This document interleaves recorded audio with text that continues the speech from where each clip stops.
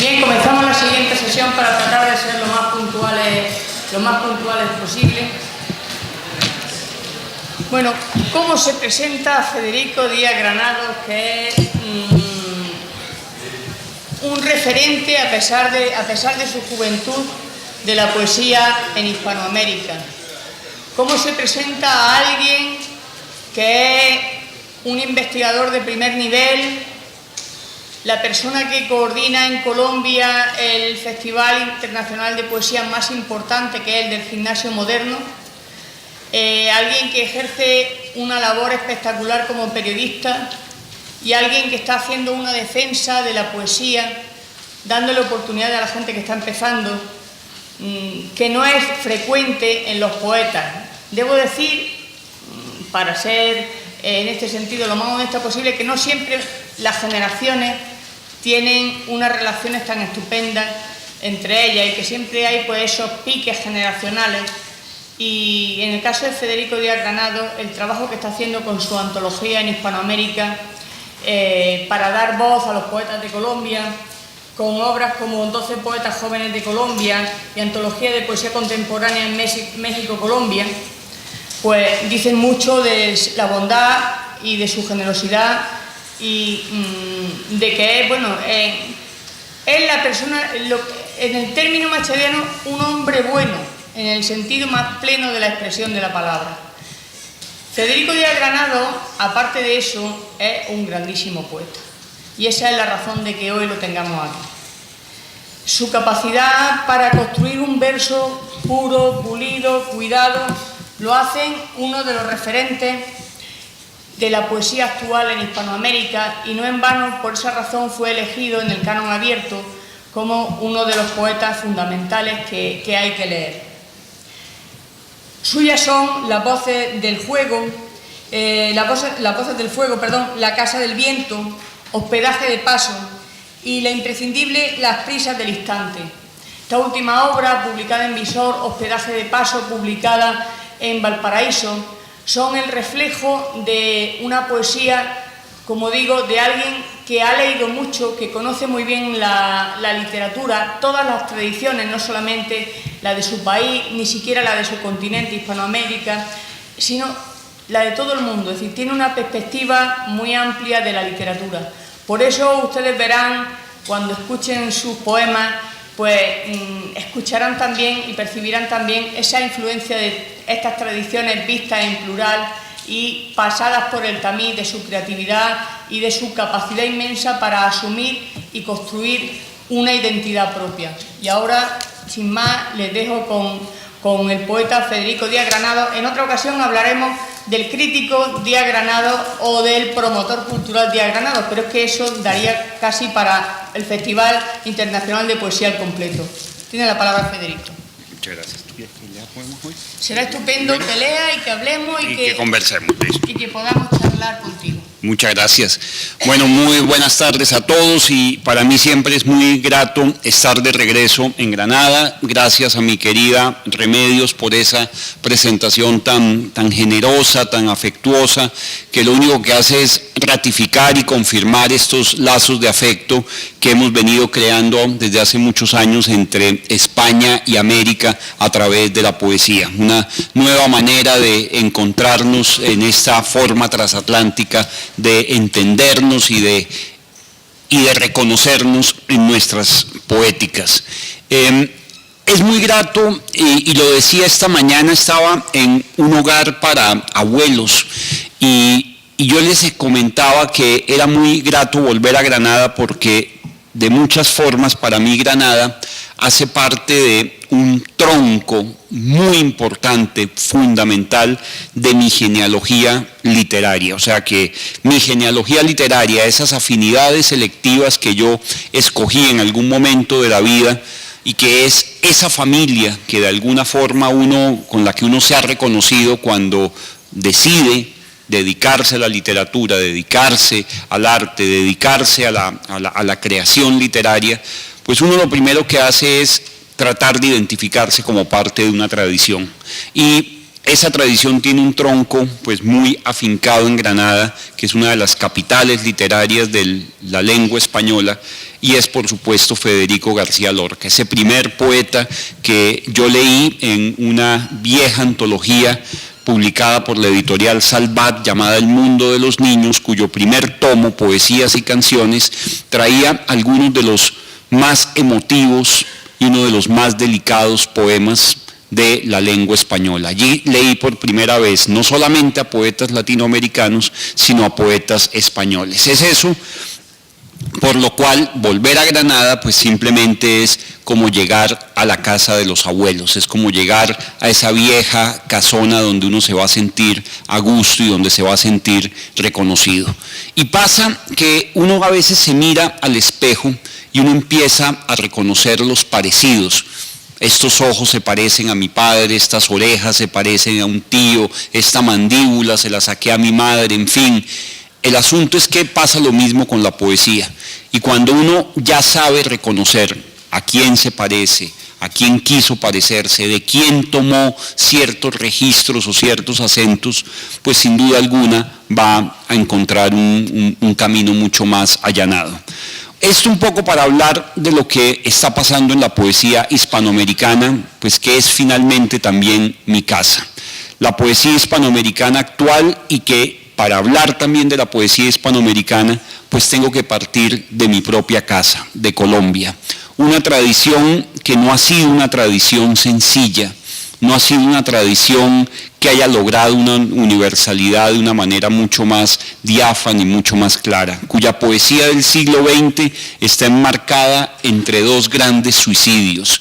El suicidio de nuestro mayor poeta, José Asunción Silva, el padre del modernismo en Colombia, un romántico tardío, y la muerte de María Mercedes Carranza, quien se suicida en el año 2003. Creo que entre esos dos suicidios está el talante de nuestra poesía. La poesía colombiana como una poesía trágica, como una poesía que ha dado cuenta de más de los 150 años de guerras civiles, que si bien García Márquez las ha narrado de manera magistral en 100 años de soledad, pues es su poesía la que de alguna forma ha retratado esta violencia de la poesía colombiana en todos sus movimientos, en todas sus escuelas. Una poesía y una tradición que hemos hablado mucho con Luis García Montero, ha sido una tradición conservadora y que quizá por ese conservadurismo, de pronto en estos momentos del siglo XXI, México, Colombia, que han sido tradiciones conservadoras, en ese momento en el que hay tantos experimentos formales, en el que se vinculan las nuevas tecnologías, nuevas maneras de hacer interdisciplinariedad para vincular a la poesía a todo aquello, pues que de pronto estamos sobreaguando de una manera digna y de pronto se está haciendo una poesía que vuelve a lo lírico, que vuelve a lo conversacional y que de alguna forma pues está destacando muchísimas voces. Esa es la tradición de la cual vengo y de la cual tengo que hablar. Y por supuesto de esa poesía hispanoamericana.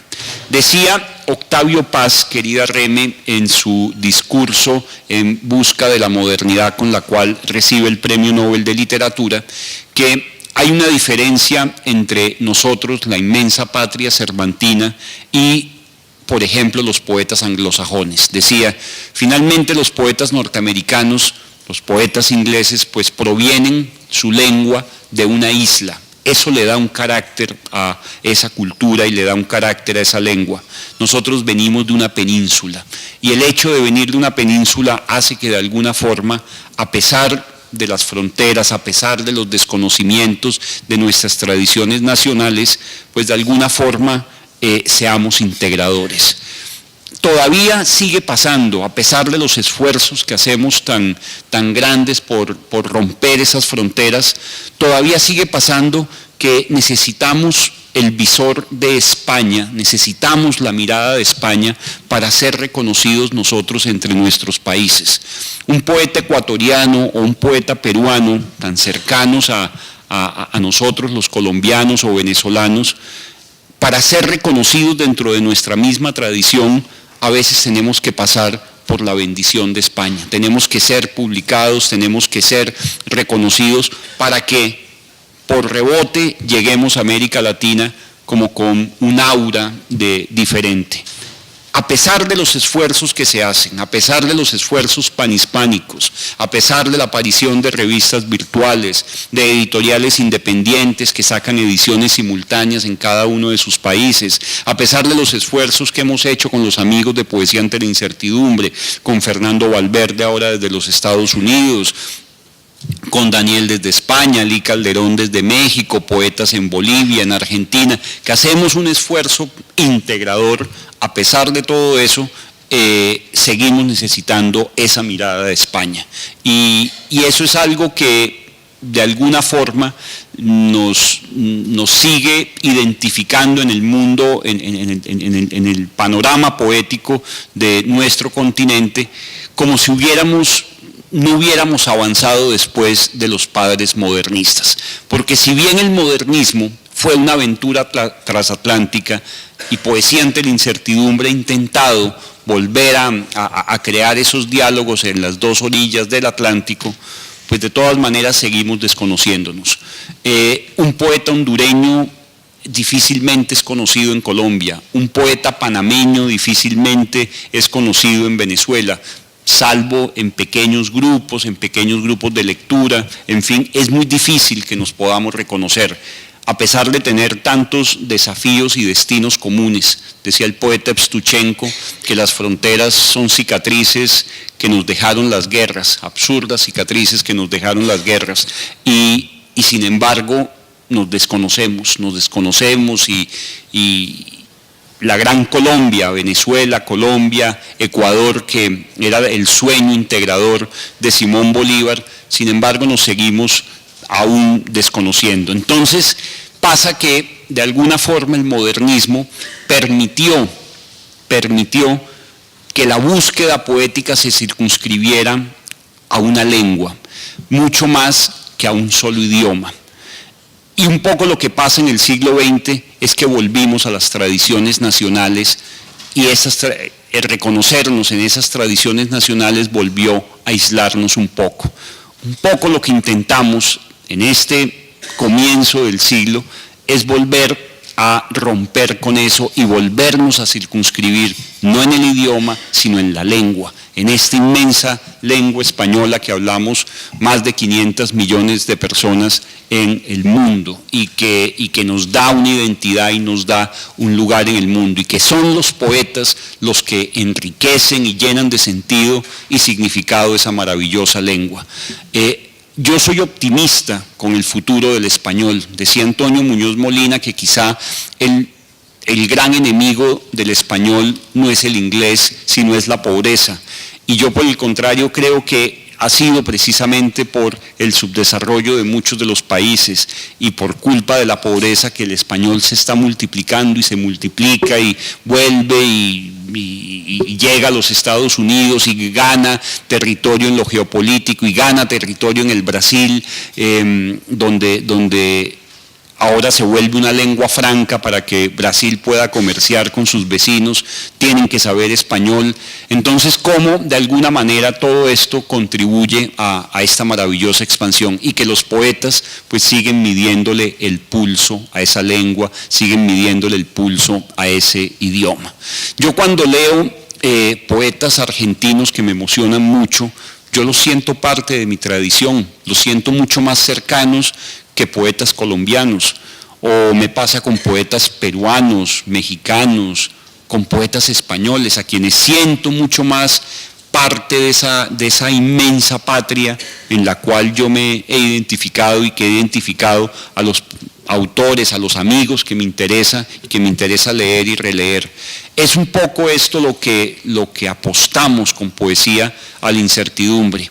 Debo contarles una anécdota. Hace 20 años yo voy a un encuentro de poetas en Chile, en la Fundación Pablo Neruda, y yo recuerdo que yo me sentí como un bicho muy extraño, porque todos los poetas que llegaron estaban en una onda experimental que a mí particularmente no me interesaba, que podía respetar, pero que no me interesaba. No tocaba mi sensibilidad, no tocaba mi búsqueda literaria. Yo llegué con mis poemas en primera persona, hablando desde un yo, hablando de mis recuerdos, hablando de unos asuntos muy particulares, imitando a los poetas que a mí me gustaban y me emocionaban y que yo había leído desde que estaba muy niño.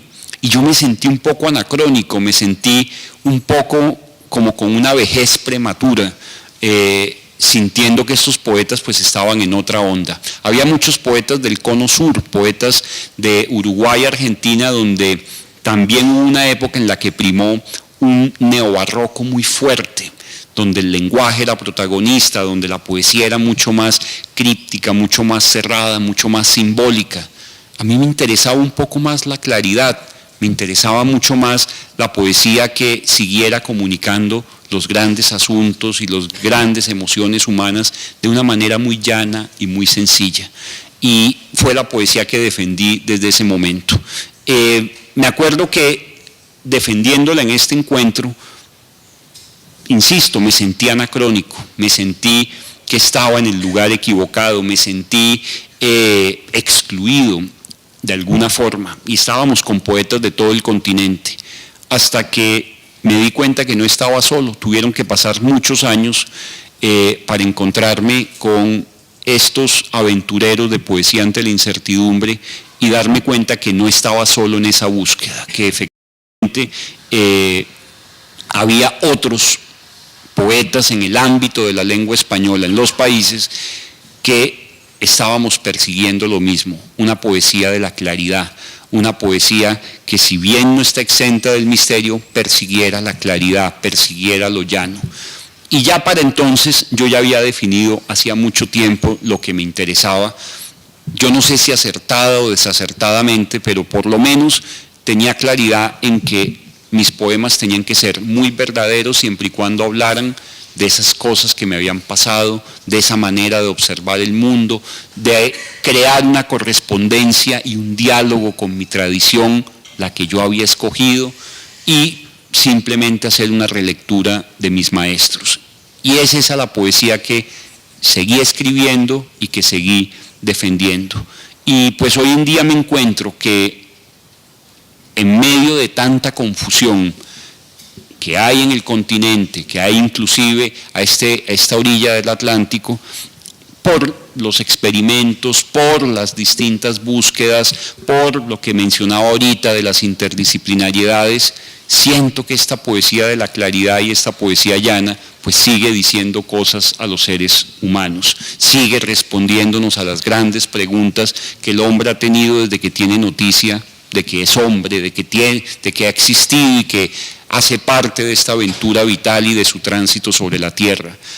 ¿Acaso la Ilíada, la Odisea no dan cuenta de las grandes emociones humanas y nos traen un lenguaje como si hubiera sido escrito ayer, esas emociones por el honor, por la guerra, por los viajes, por esas emociones y esos grandes asuntos humanos?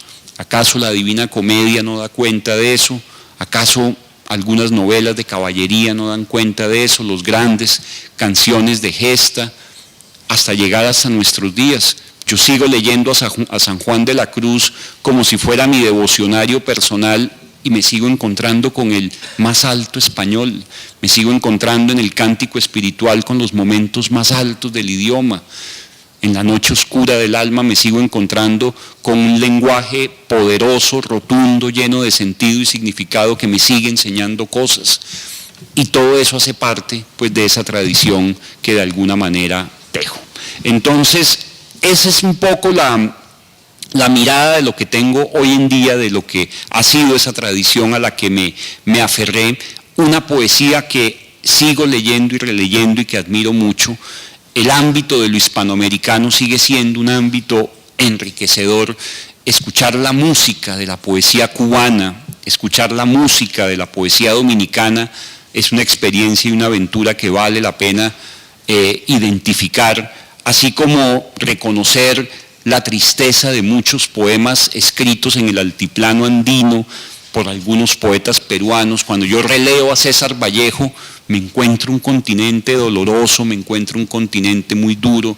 Cuando leo a Álvaro Mutis, mi compatriota, me encuentro con ese discurso de un país lleno de climas, lleno de trópico, lleno de un asunto multicolor, pero también con un profundo dolor por todo lo que ha pasado, por de alguna manera el paisaje que nos sigue doliendo, y que el paisaje no es un refugio para los grandes conflictos y las grandes crisis, sino que el paisaje también nos duele.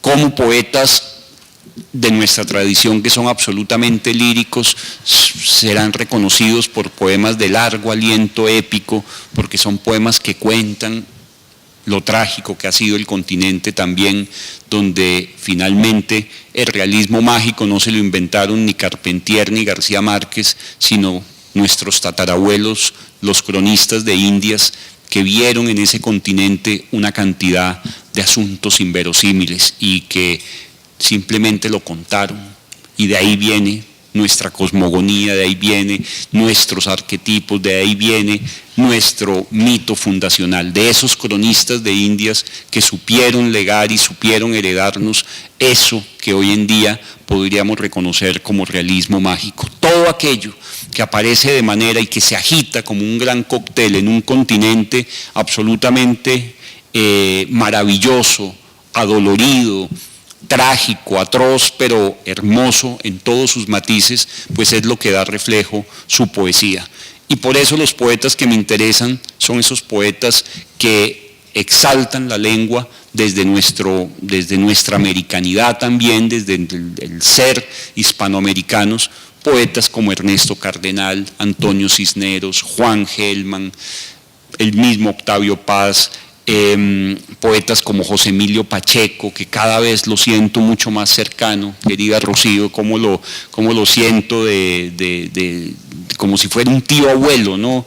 A José Emilio, a Eduardo Lizalde, a Rosario Castellanos, a Blanca Varela. Ahorita que Laura hablaba de dos asuntos que a ella le preocupan mucho: la presencia de las mujeres en el continente y por supuesto la presencia de lo social. Entonces me acuerdo cuando hicimos también con el grupo de la incertidumbre esa antología que le debo a Laura y que Re me ha citado de manera muy generosa en muchos escritos, que es la antología Resistencia en la Tierra, donde simplemente los poetas, los nuevos poetas de América Latina, un poco tomando este título nerudiano de Residencia en la Tierra, simplemente hicimos una manera de resistencia, como alejándonos de las militancias políticas, como alejándonos del puño cerrado y el panfleto que era obvio que pasara en una generación anterior que había visto desaparecer a sus contemporáneos, donde había surgido una revolución cubana en la cual muchos creían, había surgido una revolución sandinista en la que muchos creían. Pues como hoy en día las preocupaciones eran otras, pero lo social seguía atravesando. Jóvenes poetas colombianos que escriben sobre las masacres de los paramilitares, a la manera que lo hizo un poeta de dos generaciones anteriores como Fernando Charri Lara, que simplemente va un día en una carretera y ve dos cuerpos tendidos, asesinados por los paramilitares de la época, que llamaban los pájaros. Simplemente decía: esa pareja, esos cuerpos que se amaron, esos cuerpos maravillosos que tenían sueños, ahí están simplemente como ocasión de voraces aves negras, tendidos en una carretera, asesinados, entrelazados el uno con el otro, sin nombre, pareciendo NNs. Y cómo la poesía da cuenta de eso, de un país donde la memoria llega también después de la desmemoria, donde cuando se va a hablar de la posguerra tenemos que hablar de una nueva guerra, porque nunca hemos parado. Como dice García Márquez, no hemos tenido un instante de sosiego. Y eso es la poesía que a mí me ha interesado. Y por supuesto esa poesía, también para responderle a Laura, escrita por las mujeres. Un continente donde por supuesto las mujeres han sido opacadas, donde las mujeres han sido silenciadas, donde las mujeres han sido perseguidas. Encontrarse con una tradición absolutamente inmensa, no es una poesía que escriba sobre temas femeninos, no, una poesía que escribe sobre los asuntos universales de las grandes preocupaciones del ser humano desde un registro muy particular y donde uno se da cuenta que nos dicen y nos siguen enseñando cosas a través de un tratamiento maravilloso del lenguaje y de esos temas que tanto nos han ocupado. Por supuesto, yo creo que esta noche que vamos a homenajear a Claribel Alegría, yo creo que muerta Claribel Alegría, muerta Blanca Varela, todavía nos queda una inmensa voz viva, Fina García Marrús, quien aquí ganó hace algunos años el premio Federico García Lorca, voces como la de Rosario Castellanos, voces como la de Yolanda Pantin en Venezuela, voces que nos siguen diciendo cosas como Olga Orozco o Alejandra Pizarnik en Argentina.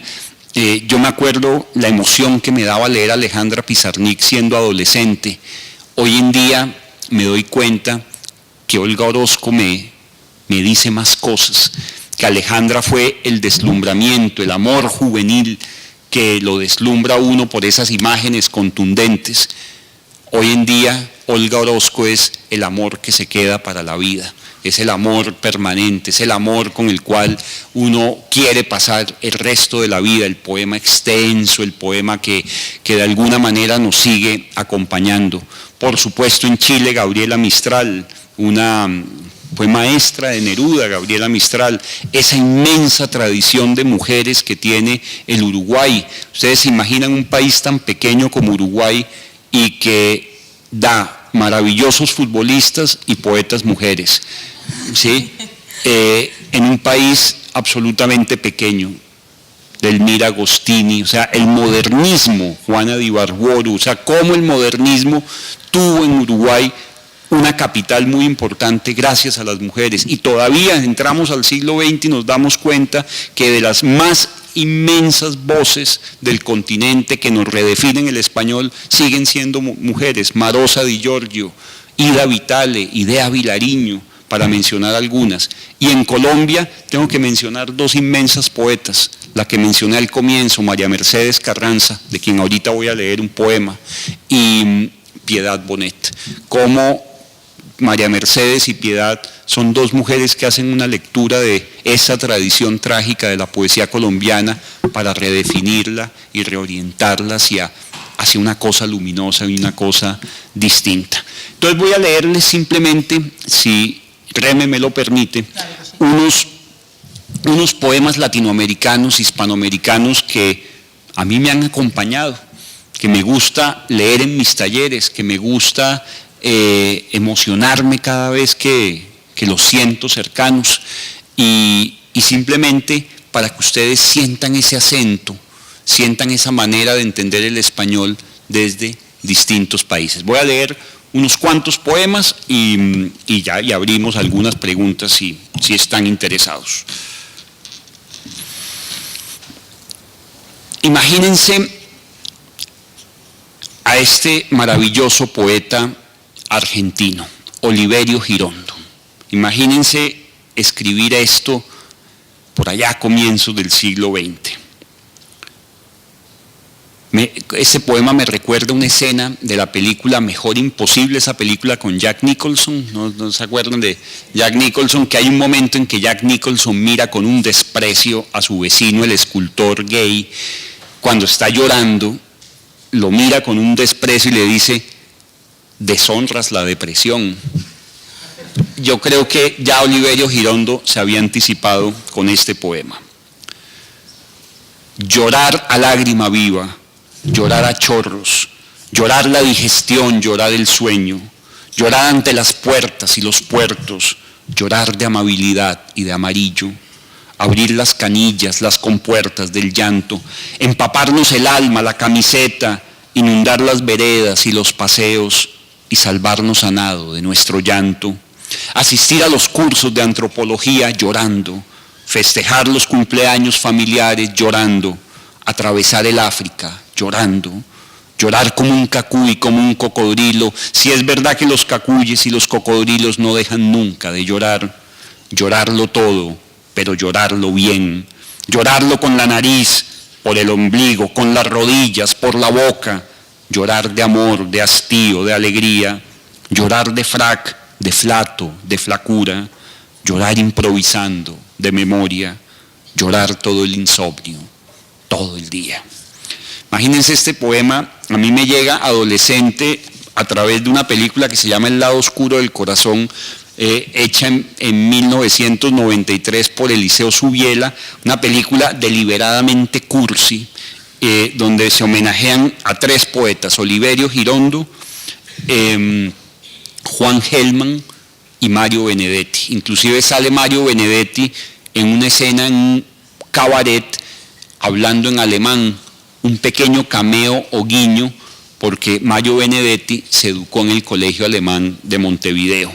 Y ellos iban a ese cabaret que se llama C'est fini, que es un viejo poema de Juan Gelman, que escribe este poema que se llama Gotán, tango al revés. Muchachos, seguramente esto les ha pasado alguna vez. El primer verso, Nauset. Esa mujer se parecía a la palabra nunca. Contundente, ¿no? Esa mujer se parecía a la palabra nunca. Desde la nuca le subía un encanto particular, una especie de olvido donde guardar los ojos. Esa mujer se me instalaba en el costado izquierdo. Atención, atención, yo gritaba atención, pero ella invadía como el amor, como la noche, las últimas señales que hice para el otoño. Se acostaron tranquilas bajo el oleaje de sus manos, dentro de mí estallaron ruidos secos, caían a pedazos la furia, la tristeza, la señora llovía dulcemente sobre mis huesos parados en la soledad. Cuando se fue yo tiritaba como un condenado, como un cuchillo brusco me maté, voy a pasar toda la muerte tendido con su nombre, él moverá mi boca por última vez. Juan Gelman.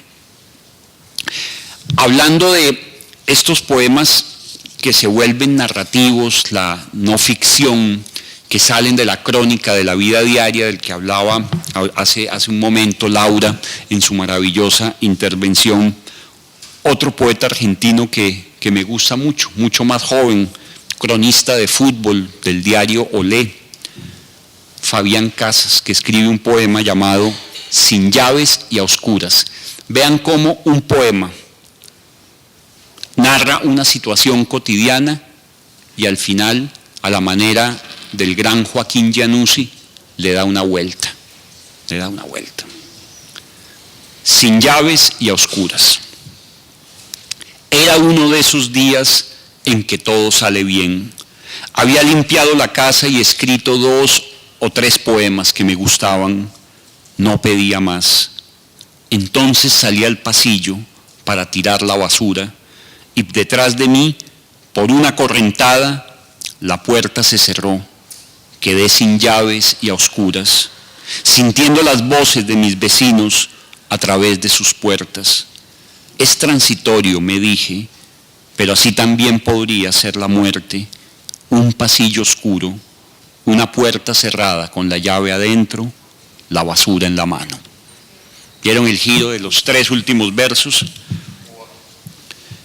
Una situación cotidiana, todos finalmente vamos a sacar la basura al corredor, y cómo volvemos de esa situación cotidiana un hecho poético. Vamos a Chile rápidamente, les voy a dar 3 poemas más simplemente para dejarlos antojados de la poesía hispanoamericana. El gran Gonzalo Rojas, imagínense una tradición donde uno tiene unos papás como Pablo Neruda, Vicente Huidobro, Pablo de Roca, Gabriela Mistral, 2 premios Nobel. Te toca convivir con Nicanor Parra en la misma generación, es muy complicado, es muy, muy complicado. Entonces, ¿uno qué hace? Pues tiene que hacer un registro muy propio, y aparece este maravilloso Gonzalo Rojas, que yo sé que a Nauset también le ha pasado esto. ¿Qué se ama cuando se ama? Ojo al final, Nauset, ojo al final. ¿Qué se ama cuando se ama, mi Dios, la luz terrible de la vida o una luz de la muerte? ¿Qué se busca? ¿Qué se halla? ¿Qué es eso, amor? ¿Quién es? ¿La mujer con su hondura, sus rosas, sus volcanes, o este sol colorado que es mi sangre furiosa cuando entro en ella hasta las últimas raíces? ¿O todo es un gran juego, Dios mío, y no hay mujer ni hay hombre, sino un solo cuerpo, el tuyo, repartido en estrellas de hermosura, en partículas fugaces de eternidad visible? Me muero en esto, oh Dios, en esta guerra, de ir y venir entre ellas por las calles, de no poder amar 300 a la vez, porque estoy condenado siempre a una, a esa única que me diste en el viejo paraíso. Ahí está Gonzalo Rojas. Uno dice, y este que es Oscar Hahn, chiquito. Movimiento sísmico. Ustedes saben, en Chile tiembla todos los días. ¿Sí? Todos los días. Está en todo el corazón de esa falla del Pacífico. Entonces Oscar Hahn escribe este poema. Tuve una vez un gran amor que derribó mi casa, agrietó mis puentes, me hizo perder el equilibrio. Después vinieron las réplicas, amoríos de baja intensidad que ni siquiera me hicieron temblar. En cuanto al gran amor, ay mísero de mí, todavía respira debajo de las ruinas. Coño, ¿no? Bueno, podría leerles a Álvaro Mutis, en fin, pero quiero leer a María Mercedes Carranza. María Mercedes Carranza, una de los talantes más generosos de la poesía hispanoamericana. Desde la creación de la Casa Silva en 1985, ella reunió lo mejor de la poesía española y de América Latina allí en esa casa de la Candelaria, donde el 24 de mayo de 1896 José Asunción Silva puso fin a sus días, nuestro más grande poeta, el autor del Nocturno que cambió para siempre la música en español. Había una cena, le pidió a su amigo médico que le dibujara el mapa del corazón, le dijo, ¿dónde queda exactamente el corazón? Y allí alojó la bala de un Smith y Wesson. Un siglo después, pues María Mercedes hace el gran congreso de homenaje a José Asunción Silva, una poesía que viene de esa gran antipoesía latinoamericana, que si bien es Nicanor Parra su mayor exponente, pues hay un poeta nicaragüense como Joaquín Pasos que hizo antipoesía mucho antes, o Luis Carlos López en Colombia, o Luis Vidales, muchos influenciados por la sencillez de la poesía norteamericana. Una situación cotidiana, oda al amor. Una tarde que ya nunca olvidarás, llega a tu casa y se sienta a la mesa. Poco a poco tendrá un lugar en cada habitación, en las paredes y los muebles estarán sus huellas, descenderá tu cama y ahuecará la almohada. Los libros de la biblioteca, precioso tejido de años, se acomodarán a su gusto y semejanza, cambiarán de lugar las fotos antiguas, otros ojos mirarán tus costumbres, tu ir y venir entre paredes y abrazos, y serán distintos los ruidos cotidianos y los olores. Cualquier tarde que ya nunca olvidarás, el que desbarató tu casa y habitó tus cosas saldrá por la puerta sin decir adiós, y deberás comenzar a hacer de nuevo la casa, reacomodar los muebles, limpiar las paredes, cambiar las cerraduras, romper retratos, barrerlo todo y seguir viviendo. Ahí les dejo a María Mercedes. Y ya los dos para terminar, vamos a hacerle un homenaje a Cuba con estos dos. El primero, Nicolás Guillén. Fíjense la relación de la poesía con la canción popular latinoamericana.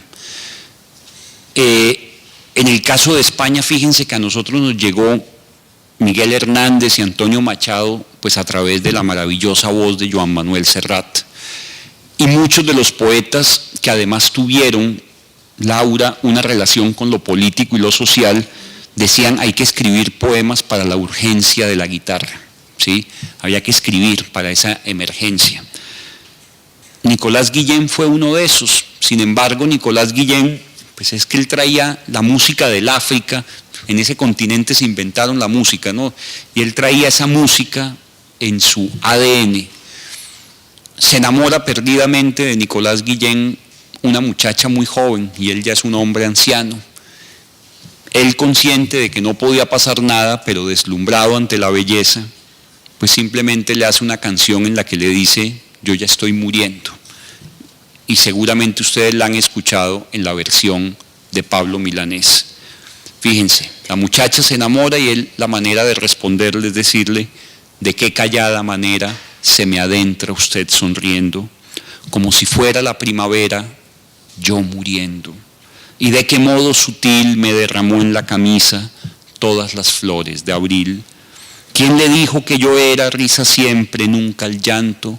Como si fuera la primavera, no soy tanto. En cambio, qué espiritual que usted me brinde una rosa de su rosal principal. De qué callada manera se me adentra usted sonriendo, como si fuera la primavera, yo muriendo. Y cierro con este poema que me gusta mucho, de un poeta que yo creo que desde Casa de las Américas se influenció gran parte de lo que entendemos por la poesía hispanoamericana hoy. Esa poesía conversacional, que es la que defendemos de alguna manera con mis amigos de La Incertidumbre, pues tiene un lugar donde se promovió de manera definitiva, fue Casa de las Américas. Ese faro cultural de América Latina, nacido en los años 60, donde nace el movimiento de la nueva trova cubana, en fin, donde se agitó gran parte de la vida cultural del continente, pues tuvo en Roberto Fernández Retamar, pues a su director, todavía director actual. Roberto ahorita pasa una situación difícil, se murió su esposa la semana pasada, Roberto tiene casi 90 años, en fin. Este poema yo lo leí por primera vez en una antología publicada en Argentina, esas ediciones argentinas, Laura, que nos llegaban por distintas vías y que nos educaron a muchos de los poetas latinoamericanos, y llegaban las revistas y circulaban fotocopias, en fin.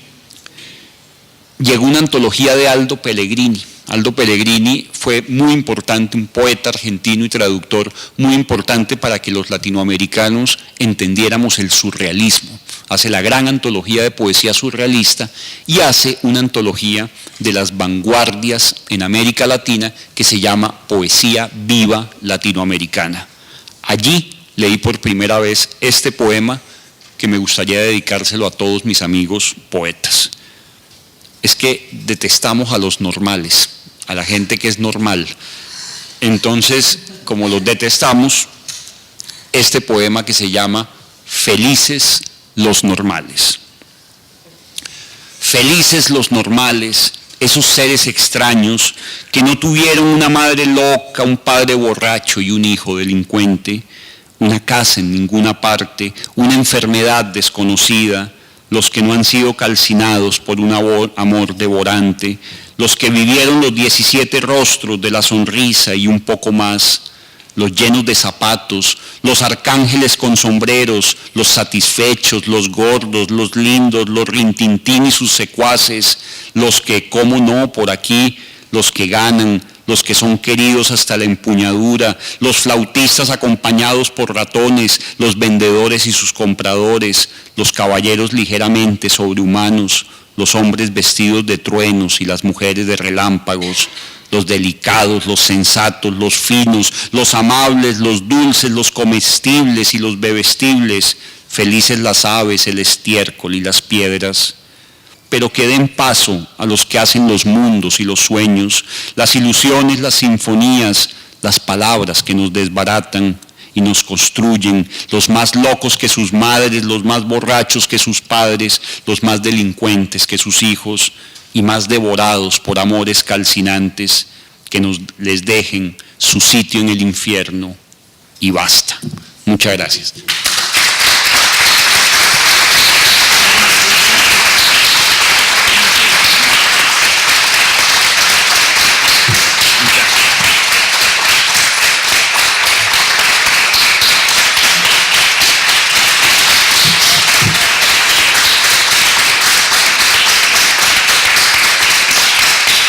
Muchas gracias.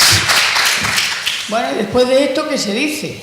Es decir, ¿cómo se cierra un acto con esta intervención espectacular? No, Federico es una enciclopedia de la poesía en Hispanoamérica, un degustador de las mejores esencias, y para nosotros, como cada vez que viene a España, pues con su gran generosidad, con su gran esfuerzo, es un grandísimo honor tenerlo aquí para cerrar esta sesión de la mañana. Ahora les dejamos que vayan a comer y nos volvemos a ver en el Centro García Lorca ya esta tarde a partir de las 4. Muchas gracias a todos. A ustedes, gracias.